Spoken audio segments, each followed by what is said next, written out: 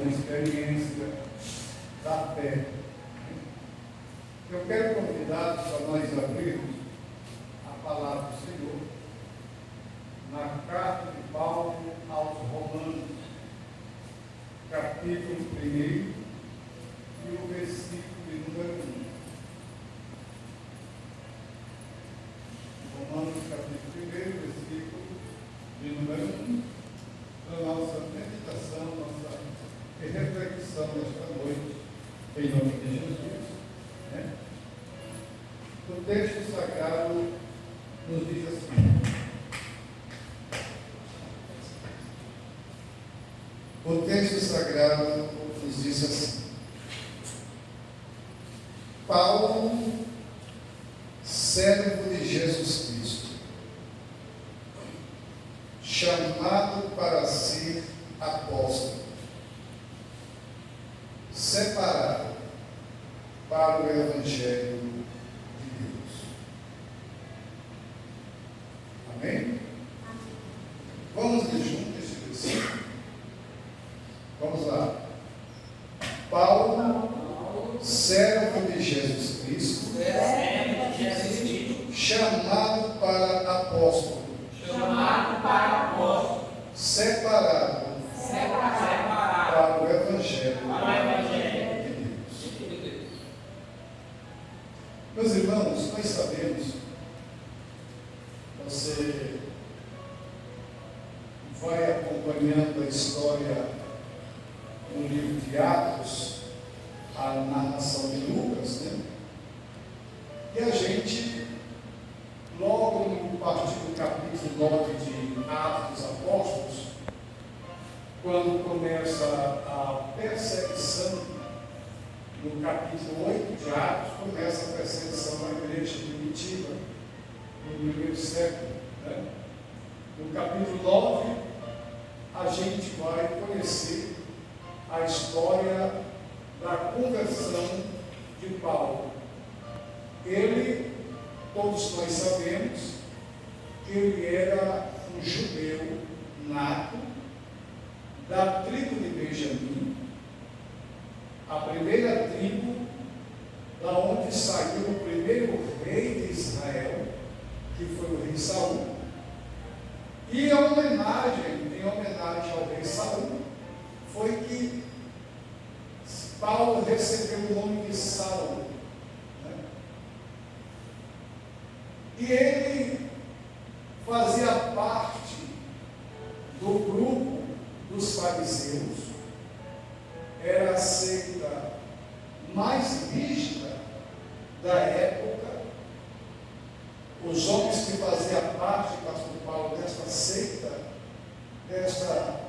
vamos dizer, dessa denominação, desse grupo religioso, para fazerem parte, eles tinham que obedecer 613 itens de regra, que era tido como costumes e doutrina entre os judeus.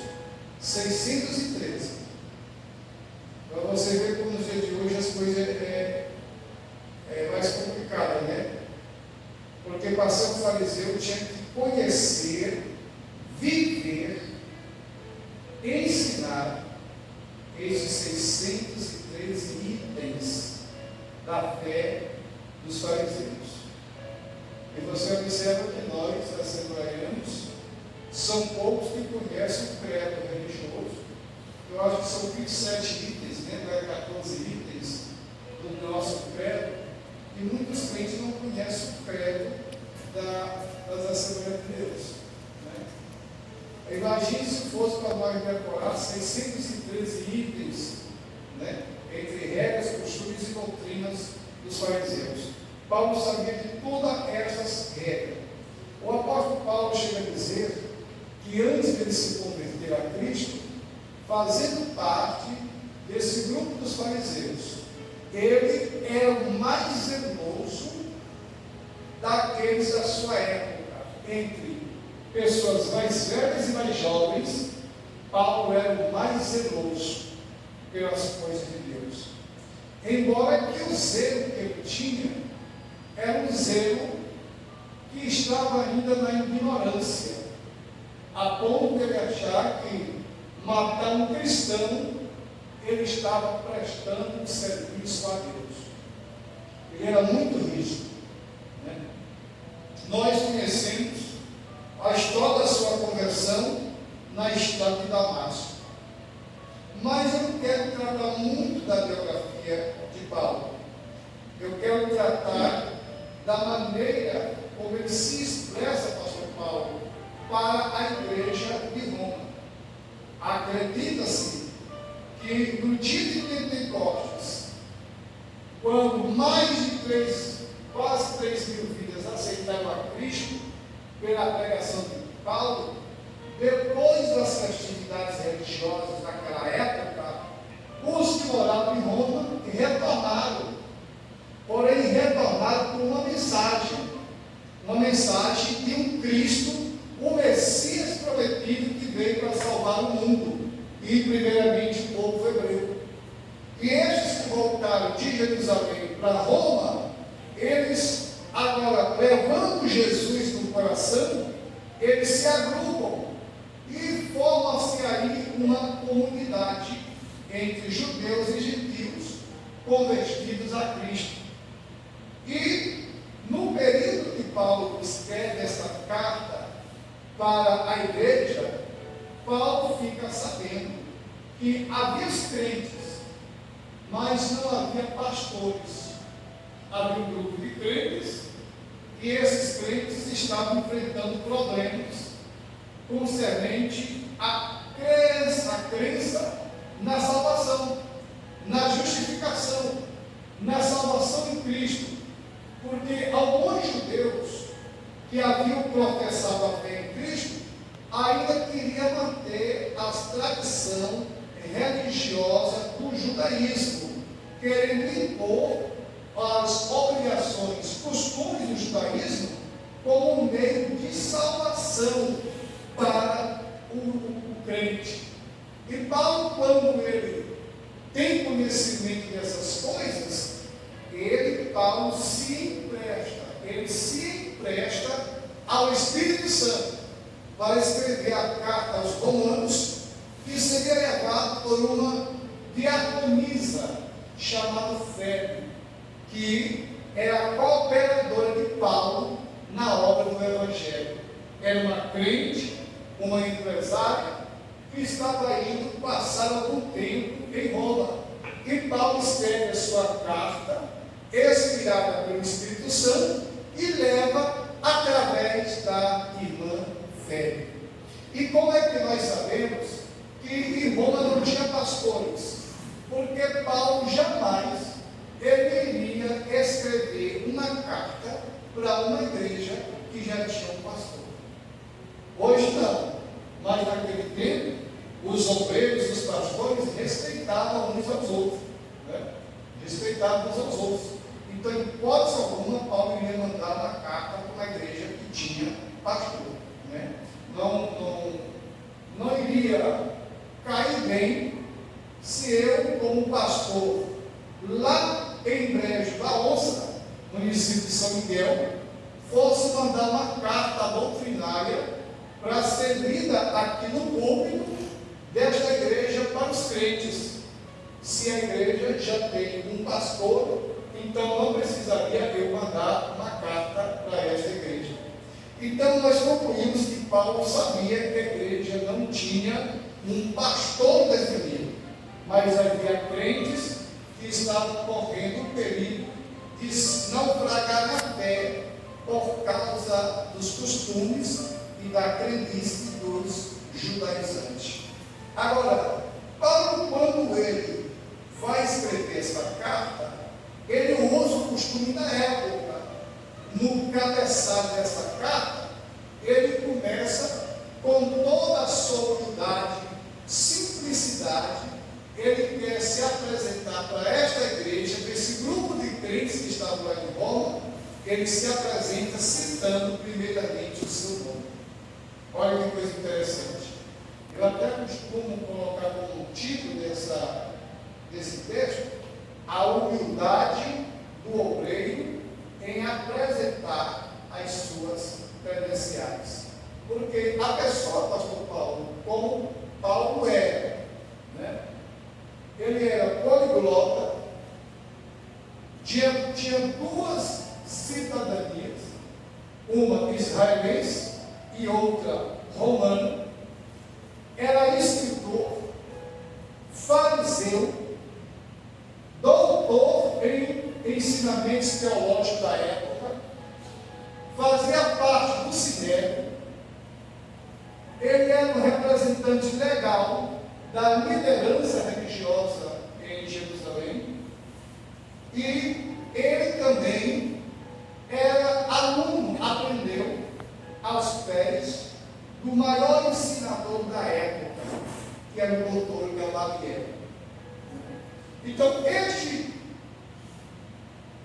homem de Deus, na sua humildade, quando ele vai apresentar a carta, irmã Teresa, para a igreja, ele não apresenta os seus títulos.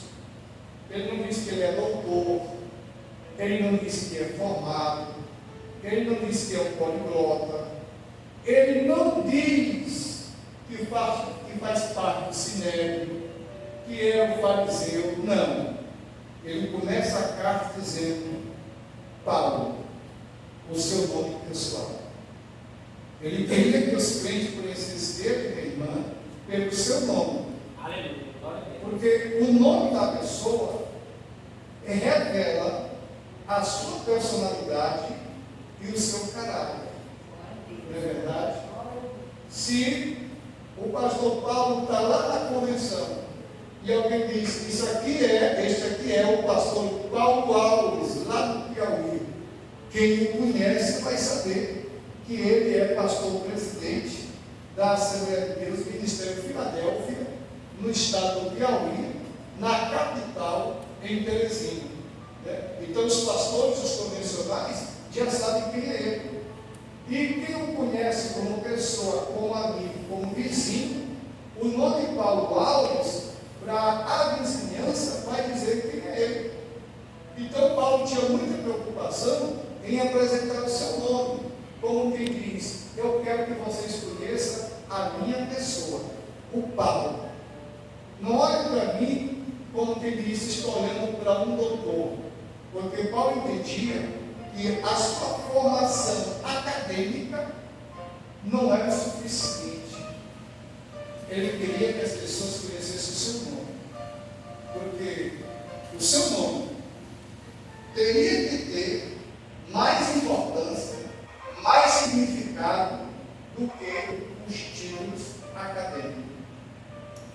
Quando eu fico pensando, quando o nome da senhora Maria, né? Alguém encontra a irmã Maria: rapaz, eu vi a irmã Maria lá no centro de Teresina. O nome dela, quem ela não conhece a irmã Maria? A irmã Maria, que se congrega com o pastor Paulo Alves, lá no Ministério Filadélfia. Então, quem conhece ela daqui, as pessoas vão dizer: é boa pessoa. Não, aquela irmã, pense numa irmã, né? O nome dela vai dizer alguma coisa para as pessoas. Mas aqui é mesmo dizendo: se alguém diz: rapaz, você conhece o anjo? O anjo? É, o anjo máximo, lá do brejo da onça. Vixe, rapaz, eu conheço. Não, rapaz, aquele homem entende demais, aquele homem é cheio de confusão. Pense no homem cheio de contenda. Então, o meu nome vai soar no ouvido das pessoas, ou para o bem ou para o mal. Porque o nome da gente vai na frente da nossa formação, vai na frente da nossa família, vai na frente das nossas posses financeiras que tem.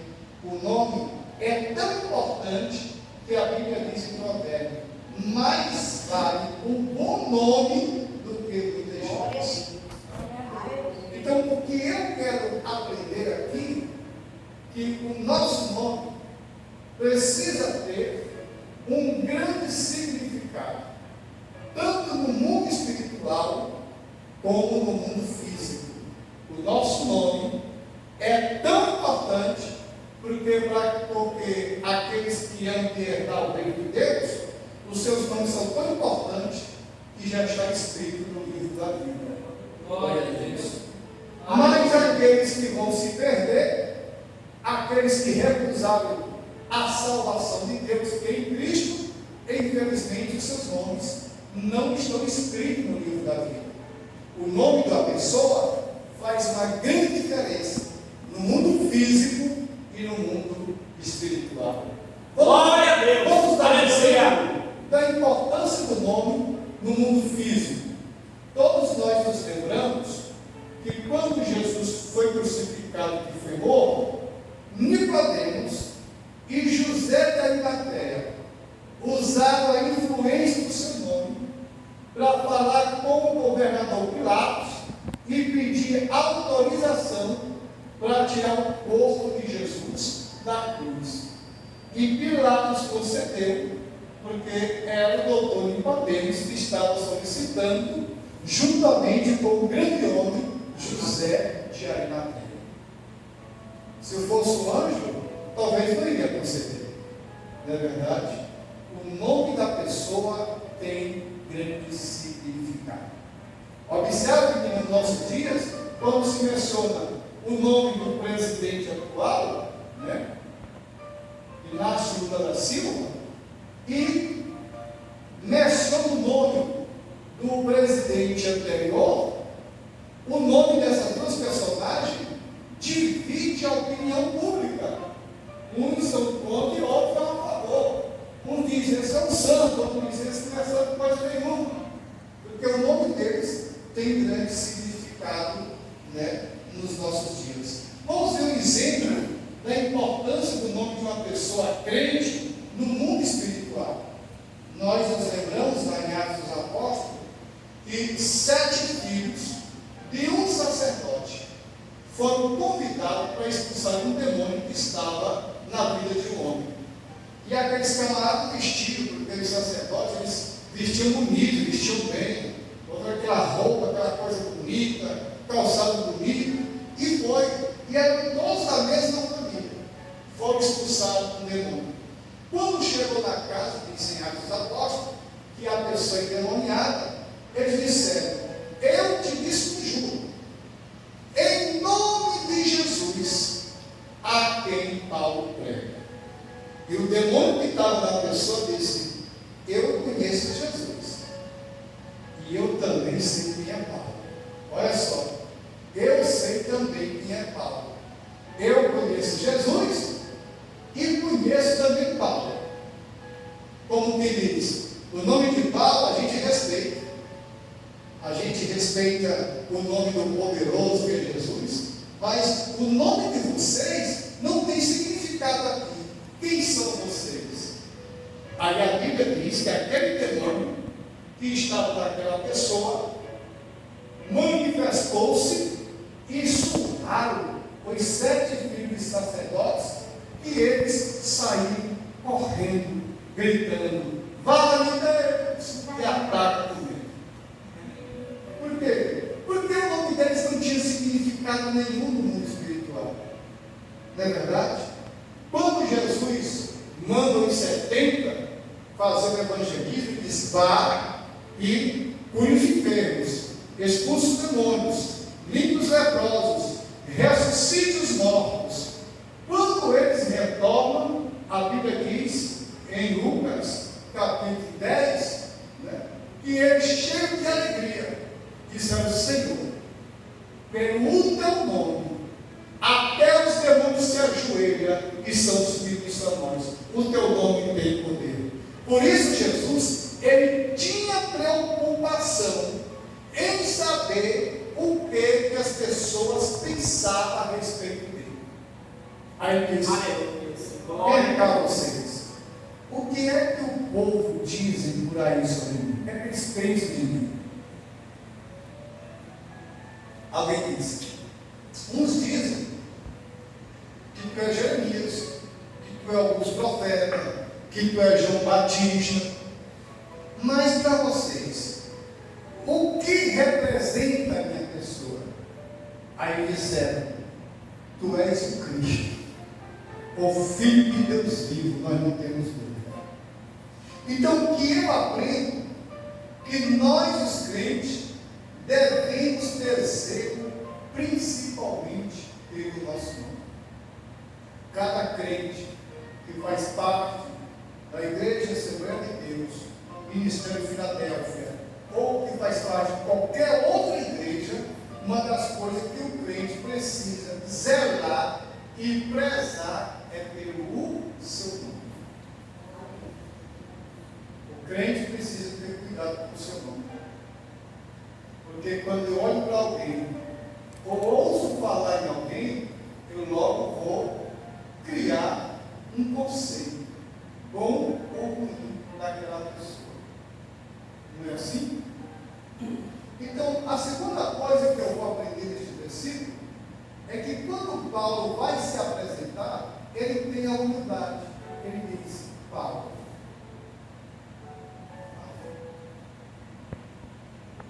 Daí por que, pastor Paulo? Eu não me impressiono muito com o crente que tem revelações, ou supostas revelações. Eu não me impressiono muito com o crente que fala em línguas, que profetiza. Não. Eu me impressiono como é que o nome daquele crente é conhecido na igreja que ele se congrega. É uma preocupação que eles que têm. Como é que o meu nome é conhecido? Como é que eu sou lembrado? Quando menciono o meu nome na igreja, o que é que as pessoas lembram a respeito de mim? É verdade? Eu sou pastor, quando alguém diz: pastor Ângelo, fulano de tal serve para vir pregar aqui na minha igreja, aí eu vou analisar, porque já conheço o nome, eu vou dizer: não, não. Dá porque é tranquilo, não é permanente, é só se desviando, briga com o obreiro, é cheio de contenda, fala demais. O nome da pessoa vai dizer quem ele é, qual é o seu comportamento. Aí eu faço a pergunta para nós: como é que as pessoas se lembram de nós quando eles ouvem falar em nosso nome? Como é que as pessoas se lembram de nós quando eles ouvem falar em nosso nome? Será que vê a gente? Eu conheço. É um crente dizimista. Não, é um obreiro qualificado, interessado, esforçado na igreja. O nome da pessoa vai dizer isso. A segunda coisa que eu aprendo com Paulo, depois que eu aprendo o seu nome, ele diz assim: Paulo, servo de Jesus Cristo. Servo. Servo. Essa palavra servo, no grego, é doulos. E essa palavra doulos, no grego, significa aquele que trabalha para o enriquecimento do seu grupo. Um servo delicado, ele trabalha para enriquecer o seu grupo. Servo é isso. Uma coisa que eu aprendo com o servente servo é que Jesus diz que o servo não faz a sua vontade, mas aquilo que manda o seu dono. Logo eu entendo, pastor, que o servo não faz o que quer. Quando eu, que sou crente, eu digo: eu não preciso da igreja, não preciso do pastor, eu faço o que eu quero, vou para onde eu quero, eu sou deste jeito, ninguém me muda, eu sou assim, nasci assim, vou morrer assim. Logo eu aprendo que essa pessoa pode ser qualquer coisa dentro de uma igreja, menos servo de Jesus Cristo. Porque a função do servo é o quê? Servir. Servir. E quando fala servir, não é só servir a Santa Ceia, não é só trazer o dízimo e as ofertas, não é só carregar a cadeira. Servir abrange uma totalidade. Ser útil para o reino de Deus naquilo que for preciso. Porque às vezes Deus sabe isso: não, eu só vou para a igreja, mas eu só vou se eu tocar na bateria. Não, se não tocar da bateria para cuidar aqui do ventilador, eu já não vou. Está entendendo? O servo é aquele que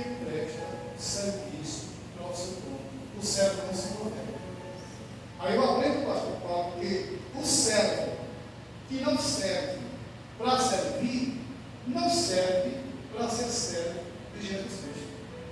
Olha que coisa interessante. O servo que não serve para servir, não serve para ser servo de Jesus Cristo. Pois ele disse: eu não vim para ser servido, eu vim para servir. E eu vos tenho dizer que assim como eu fiz, vocês façam também. Servindo a Deus. A Bíblia diz que um sacerdote e um levita passaram e viram um homem caído.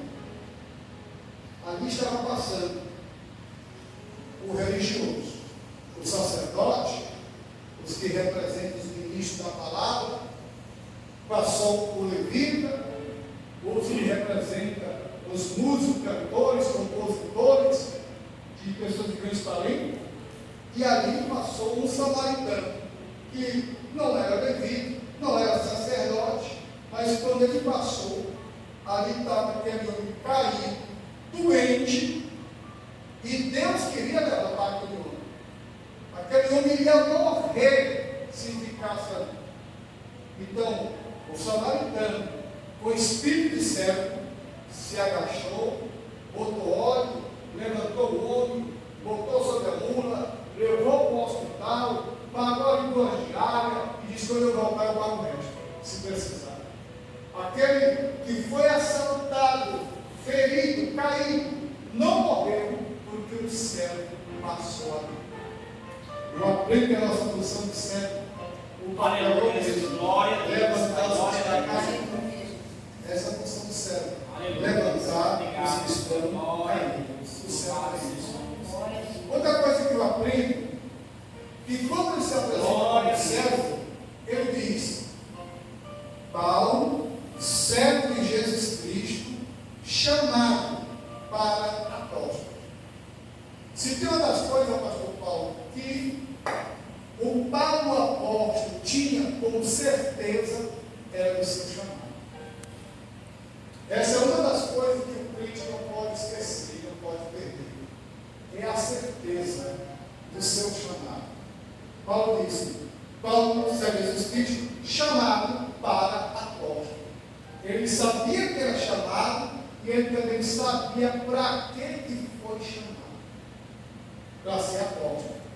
Aí eu aprendo que não existe aquele negócio de dizer: não, pastor Paulo, Deus me fez esse chamado, sabe? Assim, você entende, pastor Paulo? Ele não vai entender. Se a pessoa que disse que tem um chamado não entende para que foi chamado. Agora, Paulo, a prova que ele sabia que havia sido chamado para apóstolo é que ele exerceu o apostolado.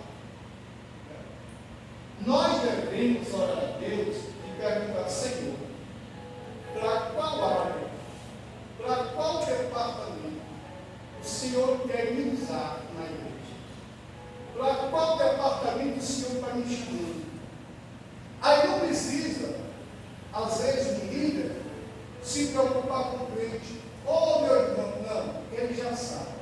O chamado dele é para cá. Se ele é um construtor, se ele é um pintor, não, a igreja não precisa de fazer uma reforma, e ele é um reformador, não precisa de ninguém insistir. Ele sabe o que é e para que ele foi chamado. Eu fui chamado para ser reparador das fendas na parede da igreja. A senhora com certeza sabe para que a senhora foi chamada para esse ministério.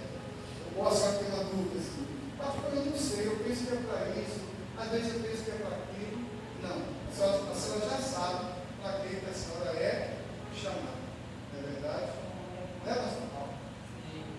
Eu sei para que eu fui chamado. Agora, uma coisa que eu aprendo: que há um espaço de tempo entre o chamado e o exercício da chamada. Há um espaço de tempo. Lá em Atos capítulo 13, versículo 8, diz a Bíblia que havia pastores, mestres, doutores, que estavam orando e serviam a Deus em jejum. Aí disse o Espírito Santo: separo para mim Paulo e Barnabé para a obra que eu os tenho chamado. Eles já tinham chamado, mas só foram separados naquele dia que o Espírito Santo disse: separe para mim. Porque às vezes as pessoas são apressadas. Às vezes a pessoa tem chamado: não, mas a igreja não está me vendo, o pastor não está me vendo, não, eu vou fazer por minha conta. Não. Tem um chamado e um preparo para ele ser chamado. O apóstolo Paulo, ele aceitou Jesus como qualquer um de nós, foi batizado na água, batizado no Espírito Santo, mas entre a sua conversão e o exercício do chamado pastoral, houve um tempo. Houve um tempo. E quando ele recebeu o chamado, ele sabia que era para ser pastor, levantar o ministério, para que vidas fossem alcançadas pelo Evangelho. Então, tal que você conhece como pastor Paulo, não é como reverendo, não é bispo, não é patriarca, não reverendo, né? Ancião, né? Ancião, não. O chamado é para ser pastor, e é o que ele está fazendo, pastorado. Porque o obreiro, ele só é aquilo que ele exerce. Por exemplo, um pastor só é pastor quando ele exerce a função que o título exige. Um missionário, ele só é um missionário quando ele exerce a função que o título exige. Porque títulos não é ministério. Ministério é exercício.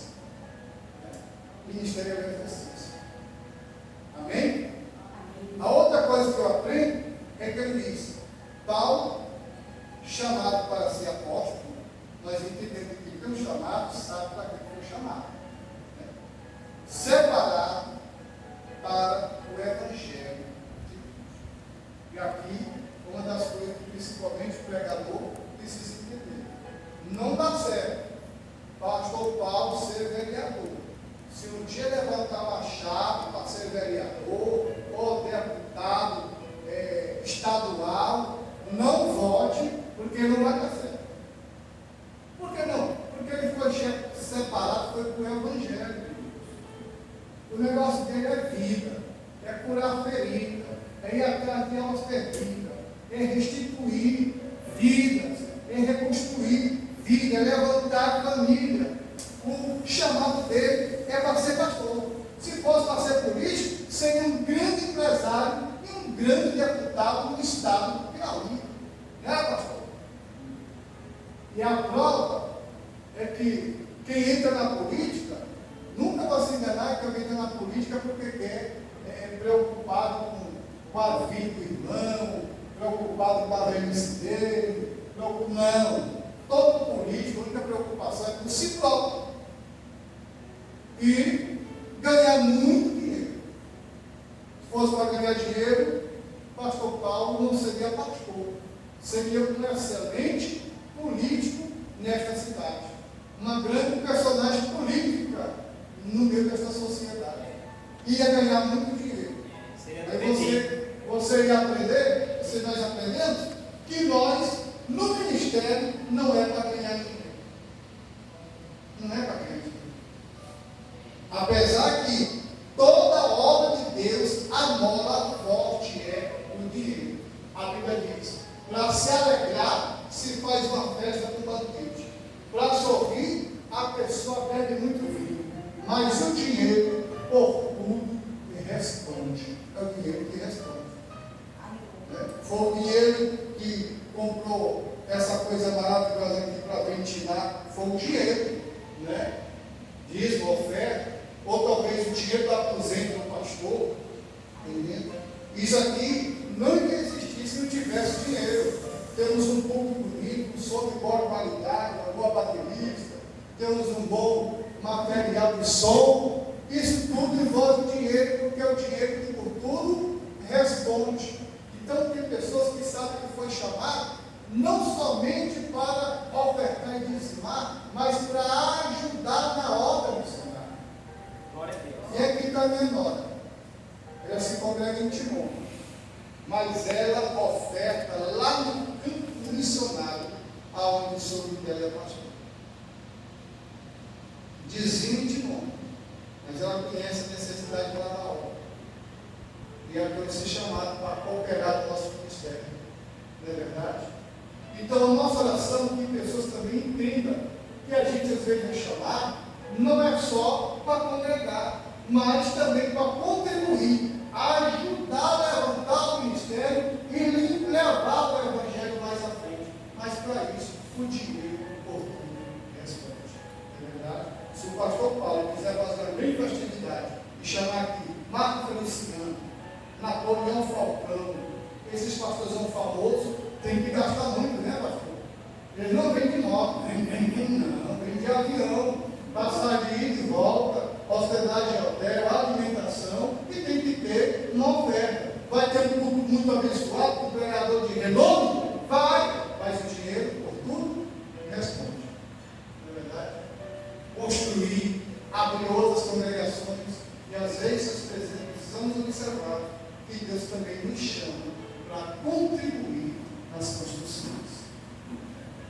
E aqui eu quero agradecer a oportunidade e dizer que cada um de vocês foi chamado, separado para o Evangelho da graça de Deus. E eu encerro dizendo, meus amados irmãos e minhas irmãs, concernente o nome, o crente, cuide do seu nome. O seu nome não cair na lama, não cair nas redes sociais, para não degredir o nome que você tem. Ore a Deus, Senhor, proteja o meu nome, não deixe eu fazer nada que venha escandalizar o meu nome no meio da obra de Deus. Amém? Vamos ficar de pé? Pai.